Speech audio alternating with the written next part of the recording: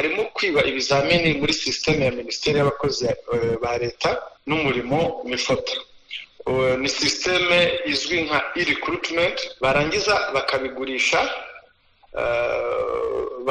bari abantu bari guhatanira imyanya cyangwa bitegura guhatanira imyanya y'akazi mu bice bitandukanye by'igihugu ariko muri leta, aho bagurishije nk'ikizamini kimwe amafaranga y'u Rwanda arenze 500,000. Ni ibihe byaha muri rusange akurikiranyweho kimwe n'abo bandi bafunganywe? Iperereza ryaje kugaragaza ko Tuyishime Consolation wari umujyanama mu karere ka Huye ko nawe yaraza amakuru y'imibiri yari yubakiweho bishingiye ko Dr. nari nabivuze dutangira ko hari ruswa yishimisha mubiri iri kuvugwa muri Tour du Rwanda.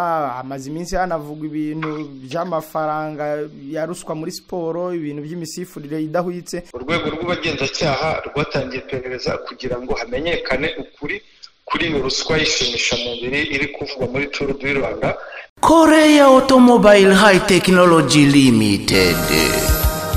Izi ni inzobere mu bukanishi bw'imodoka zikorerwa muri Korea nka Kia na Hyundai. Zifashisha ikoranabuhanga rigezweho zigasuzuma ikinyabiziga abakanishi bakagikoraho rikaka. Niba kandi uri no ku rugendo imodoka yawe ikagira ikibazo, hamagara aba bahanga bakudepane aho kuyiha rupigapiga ngo bayangize kurushaho. Aha hari na piyesi zose z'imodoka zakorewe muri Korea, bakagira n'amavuta meza cyane yo mu bwoko bwa Kicks, yaba ya motera, ya boate na ya feri, atuma ubuzima bw'ikinyabiziga cyawe buramba. Batera imodoka igasubirana agaciro, bayoze gataha ari mutongoro. Namwe mutunze imodoka z'ubundi bwoko cyane cyane ubu bugezweho, ibanga no guhora ugisha inama muri Korea Automobile High Technology bakagukorera maintenance, imodoka igahora ari mu ryerye. Ni Gikondo hateganye neza na Paruwasi Gatolika ya Gikondo.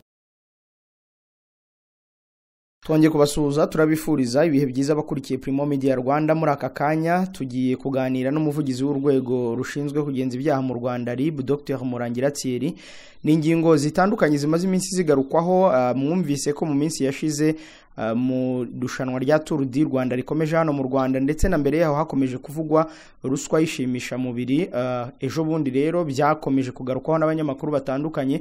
Hari kandi umugabo witwa Tuyishime Consolation aho ari umujyanama muri njyanama y'akarere ka Huye watawe muri yombi, ariko uyu munsi hanumvikanye ko RIB yataye muri yombi abantu 8 bakurikiranyweho ubujura na ruswa mu bizamini by'akazi. Ku murongo wa telefone turi kumwe na Dr. Murangira Thierry, ni umuvugizi w'urwego rushinzwe kugenza ibyaha mu Rwanda RIB. Dr. mwaramutse neza, mwiriwe? Aramutse, n'amahoro. Yego n'amahoro. Yego. Reka duhere ku bujura bw'ibizamini by'akazi. Twumvise ko hari abakozi bafashwe kubera uburiganya mu bizamini by'akazi. Icyo kibazo cyaba giteye gite? Urakoze Primo. Urwego rw'ubugenzacyaha RIB rumaze iminsi rukora iperereza ku byaha bigendanye no kwiba na ruswa ndetse no kugurisha ibizamini by'akazi. Iperereza rero ryaje kugaragaza abantu 8. Ni iperereza rigikomeje. Abantu 8 bakekwaho kugira uruhare muri ibyo bikorwa bigize ibyaha. Abo bantu n'abakozi ba leta bakorera ahantu hatandukanye, akaba ari aba bakurikira. Hari uwitwa Nyirigira Jean Baptiste, akaba ari umugenzuzi mu kigo cy'igihugu gishinzwe amakoperative mu Rwanda, ari ubu bazwi nk'aba internal auditor. Rwakirenze Ruben ni umugenzuzi mu kigo cy'igihugu gishinzwe imiyoborere mu Rwanda RGB. Dusabe Maria Claudine ni umugenzuzi mu karere ka Ruhango. Wa Maria Olive ni umugenzuzi mu karere ka Ngoma, ndetse hari n'undi witwa Uwimigisha Yaziye Penina, ashinzwe ishoramari n'umurimo mu murenge wa Kansi mu karere ka Gisagara, aribo bazwi nka Business Development Officers. Na Mutabikangwa Emmanuel nawe ashinzwe ishoramari n'umurimo mu murenge wa Kigembe mu karere ka Gisagara.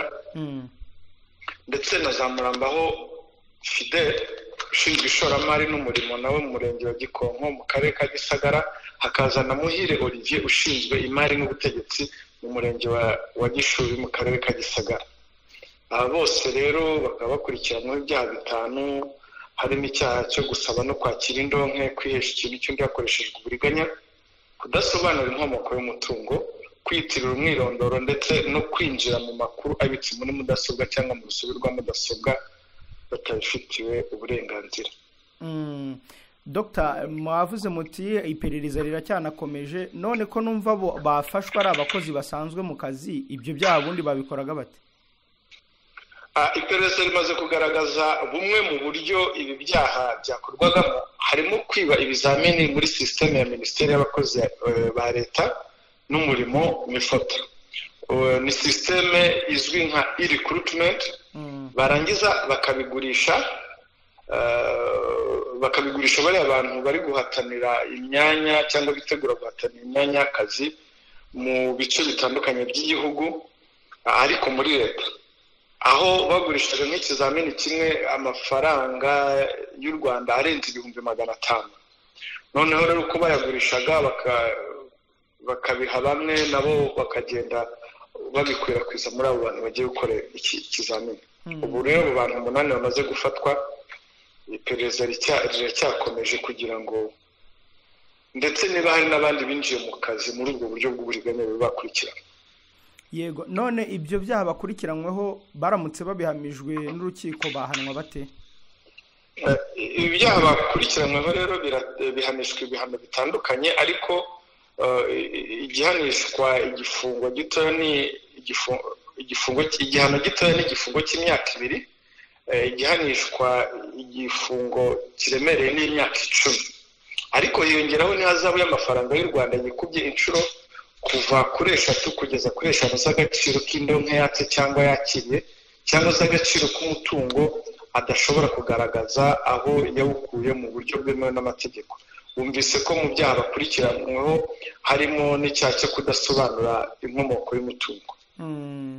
Dr. watubwiye uti iperereza riracyakomeje kugira ngo harebwe niba hari n'abandi baba barakoze ibyaha nk'ibi. Ni ubutumwa ki noneho wabagenera aho bari, cyangwa se n'undi wari wese ushobora kugerageza gukora nk'ibyo?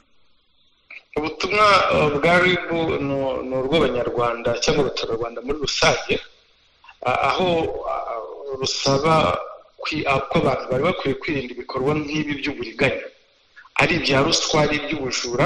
Noneho aho bigeze kuvuga ngo ugiye kwiba ikizamini ukigurishe, ibyo ni ibyaha nabyo ubona biri kugenda byaduka. Rero kwiba ibizamini ukabigurisha usibye kuba ari icyaha gihanwa n'amategeko, ni no kubuza amahirwe undi muntu uwo ari we wese wari kuzatsindira cya kizamini biciye mu nzira nziza akaba ari uhabwa akazi. Ibyo rero kwinjira mu kazi mu buryo bw'amanyanga, mu buryo bw'ubujura nka buriya, usanga nanone nabwo bigira ingaruka by'ireme ry'akazi. Urumva umuntu winjiye mu kazi yaguze ikizamini, ubwo urumva umusaruro wavamo uko ushobora kuzaba umeze. Rero RIB ikaba yibutsa abaturarwanda ko itazihanganira uwo ari we wese uzafatirwa muri ibyo byaha, ko uzafatwa azashyikirizwa ubutabera. Dr. mbere yuko tujya kuri Tour du Rwanda, tumaze iminsi twumva ko hari imibiri igera kuri 975 bikekwa ko ari abatutsi bazize jenoside mu karere ka Huye mu murenge wa Ngoma. Hari abafashwe muri bo, twumvise uwitwa Tuyishime Consolation yari umujyanama mu karere ka Huye. Mwatubwira uko byagenze kugira ngo uyu Consolation we afatwe? Kugira ngo Tuyishime Consolation afatwe atangire gukurikiranwaho, byari bishingiye ku iperereza ryari bimaze iminsi rikorwa, bishingiye ku mubiri igera kuri 975 nk'uko wari umaze kubivuga, bikekwa ko ari abatutsi bazize jenoside mu karere ka Huye. Rero iperereza ryaje kugaragaza ko Tuyishime Consolation wari umujyanama mu karere ka Huye, ko nawe yari azi amakuru y'imibiri yari yubakiweho, bishingiye ko ari we wubakishije inzu ya nyina. Iyo nzu ikaba yarakuwemo nayo yari yarubakiwe ku mibiri, akaba uyu Consolation ari umuhungu wa Dusabe Maria Seraphine, nawe ufunzwe akekwaho iki cyaha cyo kuzimiza cyangwa gutesha agaciro ibimenyetso cyangwa amakuru byerekeye jenoside. Ni muri urwo rwego rero rw'iperereza Consolation nawe yaje kwisanga akurikiranyweho iki cyaha. Ni ibihe byaha muri rusange akurikiranyweho kimwe n'abo bandi bafunganywe? Tuyishime Consolation akurikiranyweho icyaha cyo kuzimiza cyangwa gutesha agaciro ibimenyetso cyangwa amakuru byerekeye jenoside, akaba ari icyaha asangiye na Dusabe Maria Serafine ndetse na Hishamunda Jean Baptiste, Dusabe Maria Habimana Petero, Musasangohe Marianne, Uwabega Marie Jose, Uwimana Mediatrice. Aba bose akaba ari icyaha kimwe bahuriyeho. Haba se hari andi makuru wenda mwari mwamenye yerekeye ibyo byaha bakekwaho? Amakuru hari nuko hari ibimenyetso bituma akekwa bigaragaza ko yari azi ko iyo nzu ya nyina yubatse hejuru y'imibiri y'abatutsi bazize jenoside. Hanyuma abo bantu biwabo numvisemo nyina Serafine, harimo nabo bafunzwe se baba mbere barigeze bakurikiranwa ibyaha bya jenoside cyangwa bifitanye isano nayo? Yego, mu bantu biwabo harimo mukuru we bavukana ku babyeyi bombi witwa Binguye Neza, wakatiwe n'urukiko igifungo cya burundu ku cyaha cyo kugira uruhare muri jenoside yakorewe abatutsi n'ibindi byaha. Gusa twibuke ko icyaha ari gatozi. Icyaha Consolation akurikiranyweho ntaho gihuriye no kuba avindimwe na Binguye Neza. Icyaha ni gatozi, urumva ko bakurikiranyweho n'ibyaha bitandukanye. Hanyuma dosiye yabo rero muyigezeho ishyikirizwa ubushinjacyaha cyangwa se hari abandi mwamugikoraho iperereza wenda mbere yuko muyishyikiriza ubushinjacyaha? Dosiye tuyishime Consolation yamaze gukorwa ndetse yoherejwe mu bushinjacyaha tariki ya 19 z'ukwezi kwa kabiri umwaka w'ibihumbi 2024. Mu gihe dosiye y'abandi bo mu muryango we n'abari twavuze yamaze gukorwa ndetse urukiko rw'ibanze rwa Ngoma rukaba rwaremeje ko baba bafunzwe by'agateganyo mu gihe cy'iminsi 30. Turimo turegera igihe cyo kwibuka jenoside yakorewe abatutsi, ni ukwibuka ku nshuro ya 30.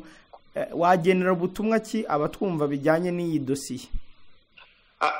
No kuri ntabwo bikwiye kuba tugeze ku myaka 30 nyuma ya jenoside yakorewe abatutsi hakaba hakiboneka abantu bahishe amakuru ku bijyanye n'imibiri y'aho abazize jenoside bagiye bashyingurwa.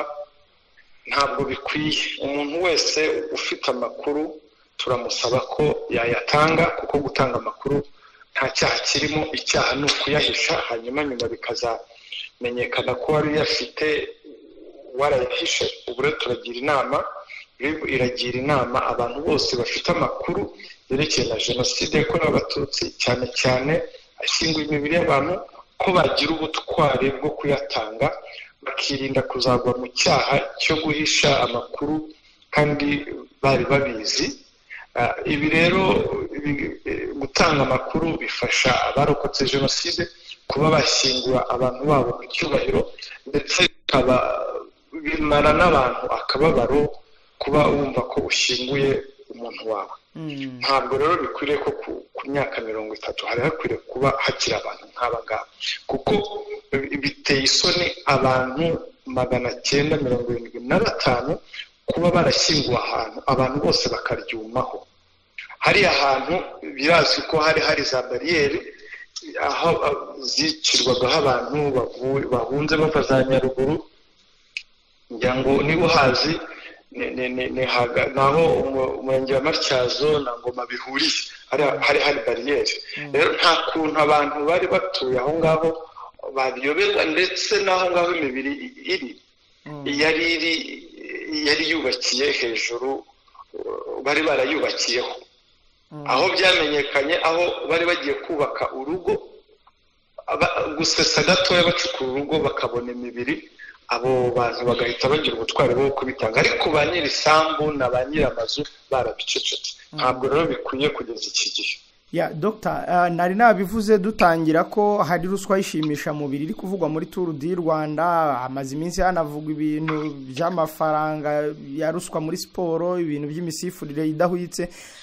Aya makuru aracaracara hirya no hino ku mbuga nkoranyambaga ko ahari ruswa mu mitangire y'akazi muri Tour du Rwanda.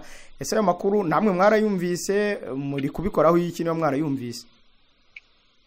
Urakoze cyane kugaruka kuri iki kibazo. Ayo makuru twarayumvise, tuyumvira muri za social media bivugwa. Urwego rw'ubugenzacyaha ntabwo rwakumva amakuru nk'ayo ngayo avugwa ku mikorere y'ibyaha ngo yarenze ingohe. Urwego rw'ubugenzacyaha rwatangiye iperereza kugira ngo hamenyekane ukuri kuri iyo ruswa y'ishimisha mubiri iri kuvugwa muri Tour du Rwanda ifitanye isano n'akazi kaba karimo. Ntabwo rero amakuru nk'ayo urwego rw'ubugenzacyaha rwayarenze ingohe ruri kubikurikirana. Hari maze n'iminsi yavugwa ibintu bya ruswa y'amafaranga muri siporo, batumusifuzi runaka yaguriwe kugira ngo ikipe yacu itsindwe. Ni iki wakwizeza abakunzi ba siporo? Icyo nakwizeza abakunzi ba siporo nuko icyo uri buyakwizeza abakunzi ba siporo nuko igihe cyose ibyaha nk'ibyo bizagaragara muri siporo. Ubwo iyo tuvuze siporo turavuga muri rusange, muri siporo zose. Ntabwo ibyaha bizagaragaramo bizihanganirwa na gato, bizakurikiranwa, ababigizemo uruhare bazashyikirizwa ubutabera. Icyo ntakwizeza abakunzi nuko twavuga ngo nta byaha bizagaragaramo, ariko ibyaha bizagaragaramo byose bizakurikiranwa nk'uko amategeko abiteganya. Reka siporo ibe siporo, ntibe ahantu ho gukorera ibyaha. Dr. reka dusoreze aha, nuko nyine hari amakuru abagenda avugwa tugira ngo tumenye icyo nka RIB urwego rushinzwe ubugenzacyaha murimo murabikoraho. Mwakoze cyane ku mwanya muhaye Primo Media Rwanda. Wakoze cyane kutubaza kuko ni kubw'inyungu za rubanda, kandi rubanda kumenya amakuru ni uburenganzira bwabo. Murakoze cyane, umunsi mwiza. Namwe. Dr. Murangira Thierry ni umuvugizi w'urwego rushinzwe kugenza ibyaha mu Rwanda RIB. Twavuganaga ku ngingo zirimo ziragenda zigarukwaho ku bijyanye n'ibyaha ndetse no kubikurikirana uru rwego rufite mu nshingano. Njye Jean Dodier Kanijabo ndabashimiye kuri mwe mwari mudukurikiye, mukomeze kubana natwe mu bindi biganiro hano kuri Primo Media Rwanda. iyo habaye ibiganiro kibanza nta namwe wacu tebuka ntabwo murabibona murabizi mugaceceka. uruhare rw'itangazamakuru mu iterambere ry'igihugu ntabwo akenshi teko rivuga ngo Captain Ibrahim Traoré ukuriye agatsiko ka gisirikare